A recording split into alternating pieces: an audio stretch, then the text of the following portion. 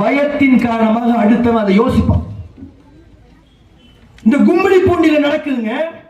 இந்த கும்மிடி பூண்டில நடந்த அந்த 3 வயது குழந்தை கற்பழித்து கொல்லப்படுது.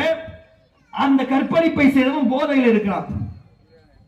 டாஸ்மாக் ஒழிக்க போறோம்னு சொல்லி சொல்றீங்களே, 700 டாஸ்மாக்குகளை மூடிட்டோம்னு சொல்லி சொல்றீங்களே. கும்மிடி பூண்டியில் அந்த கற்பழிப்பு சம்பவம் நடந்த இடத்தில் 1 கிலோமீட்டர் சுற்றளவில் 3 டாஸ்மாக் கடை இருக்கு. உருப்படுமா இந்த நாடு? ஸ்கூலுங்க இல்ல, வசதி மிக்க மருத்துவமனைகள் இல்ல, சில நேரங்களில் பஸ்கள் இல்ல, மருத்துவமனைகளில் தேவையான வசதிகள் இல்ல, தேவையான நோய்களுக்கான மருந்துகள் இல்ல. 3 டாஸ்மாக் கடை 1 கிலோமீட்டர்ல. குடிச்சிட்டு அவன் என்ன செய்வான்? இதைத்தான் செய்வான். போதை என்பது மிக மோசமான ஒன்று. இந்த தமிழகத்தில் நீங்கள் 700 டாஸ்மாக் கடை, 500 டாஸ்மாக் கடை, 400 டாஸ்மாக் கடை மூடுவதால் இந்த பிரச்சனைகள் தீராது. இதற்கான ஒரே தீர்வு இருக்கக்கூடிய எல்லா டாஸ்மாக் கடைகளையும் இழுத்து மூடுவதுதான். முழு மதுவிலக்கு மட்டும்தான் தீர்வு. சாராய கடையை நோக்கி ஒருவன் செல்கிறானா வெட்கப்படணும். நபிகள் நாயகம் ஸல்லல்லாஹு அலைஹி வஸல்லம் சாராயம் குடிச்சவர்களுக்கு அடிதடி தான் உதவும் சொல்லி சொன்னார். அடிதான், கைகளில் கிடைக்கக்கூடியதை வைத்து அடிப்பார்கள்.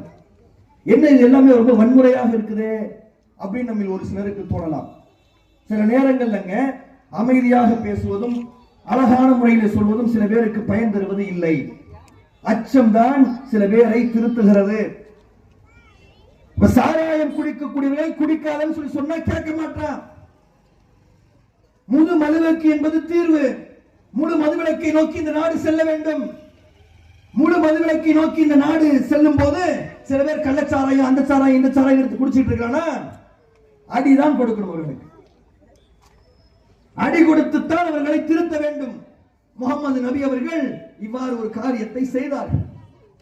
மக்கள் மத்தியில் பயத்தின் மூலமாக, இறை அச்சத்தின் மூலமாக, நல்ல கருத்துக்களை சொல்வதன் மூலமாக குடிகாரர்களாக இருந்த ஒரு கூட்டம் கைகளில் இருக்கக்கூடிய மது குடுவையை கூட போட்டு உடைக்கக்கூடிய அளவிற்கு மாறிய ஒரு மிகப்பெரிய ஒரு மாற்றத்தை நபிகள் நாயகம் ஸல்லல்லாஹு அலைஹி வஸல்லம் அவர்கள் ஏற்படுத்தினார்கள். அப்ப இந்த மதுவை ஒழிக்கக்கூடிய மிக முக்கியமான ஒரு காரியத்தை இந்த அரசாங்கம் என்பது செய்ய வேண்டும். மது ஒழிப்பை நடைமுறைப்படுத்துவதற்குண்டான எல்லா வேலைகளையும் இந்த அரசாங்கம் செய்ய வேண்டிய அவசியம் என்பது இருக்கிறது. சிறப்பு திட்டங்களை எல்லாம் உங்களுடைய மக்கள் அறிவிக்கிறாங்க. உங்களுடைய பிறந்த நாளுக்கு, இந்த பிறந்த நாளுக்கு என்ன அறிவிப்பு?